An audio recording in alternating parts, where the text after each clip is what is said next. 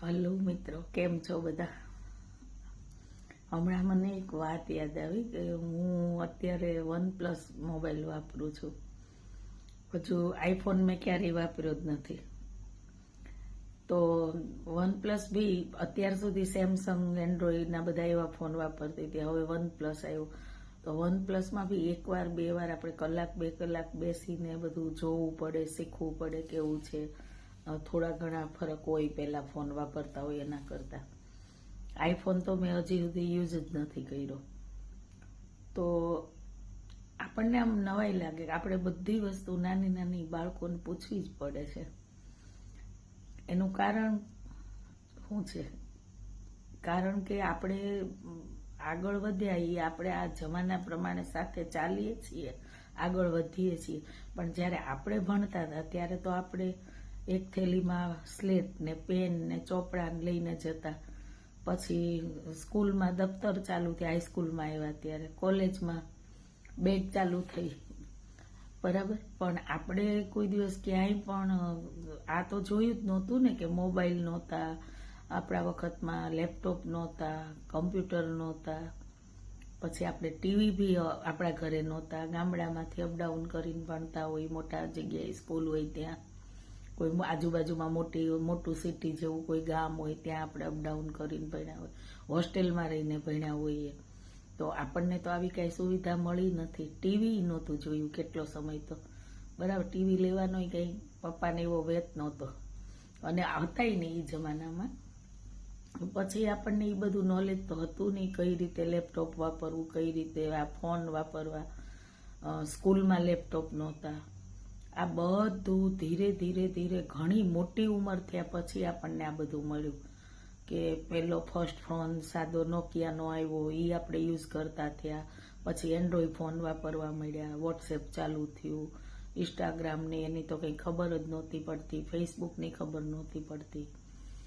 તો આ બધું ધીરે ધીરે ધીરે આપણે શીખ્યા. આપણે એનું એજ્યુકેશન તો બિલકુલ લીધું જ નથી, પણ બધાનું જોઈએ, બાળકોને પૂછીએ અને શીખીએ. એમ કરતાં કરતાં આપણને આ બધું આવડી ગયું, બરાબર ને? પણ એક વાત હું મારા મગજમાં આવે છે કે આપણે કાંઈ પણ બાળકોને પૂછીએ આ જમાનામાં તો એ લોકો તો અત્યારે પહેલાં આઈફોન જ વાપરતા હોય. મોસ્ટ ઓફ લગભગ બધા બાળકો આઈફોન વાપરતા. તો એમ કે મમ્મી એન્ડ્રોઈડમાં કાંઈ ખબર ના પડે અમને, થોડું ઘણું જોઈ લઈ, જોવે પછી એક બે વસ્તુ થતી હોય તો કરે, બાકી એમ કે મમ્મી આમાં એન્ડ્રોઈડમાં આવું હોય ને અમને આવડે નહીં, ન ખબર પડે. અથવા ઘણીવાર એવું લાગે કે એને આપણે કંઈક આવું નાનું નાનું શીખવાનું પૂછીએ ને તો એ કંટાળતા હોય ને એવું લાગે. આમ એકદમ ખુશી ખુશી પ્રેમથી આપણી પાસે બેસીને કરે એવું આપણને ફિલિંગ ન આવે એની કે હા એ રીતે આપણને શીખવાડે છે.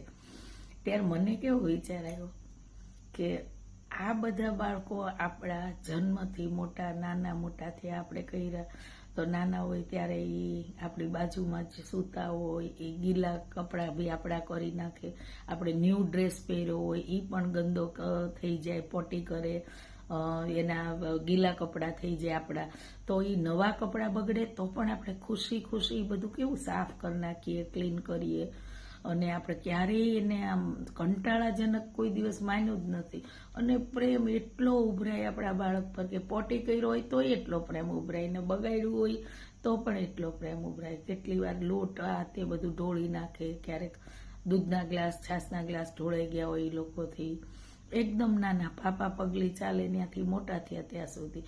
અને એના મોઢામાંથી એક શબ્દ એવો પડે કે આ ખાવું છે, કે આ મારે જોઈએ, તો આપણે પેરેન્ટ્સને કેવું કે પહેલી પ્રાયોરિટી કે એમને લઈ આપીએ, એમને કરી દઈએ.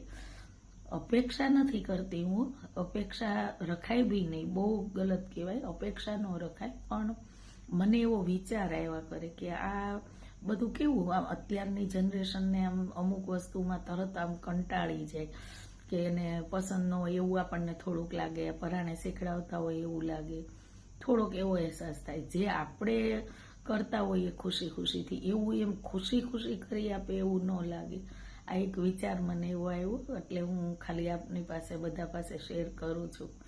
તમારું શું કહેવું?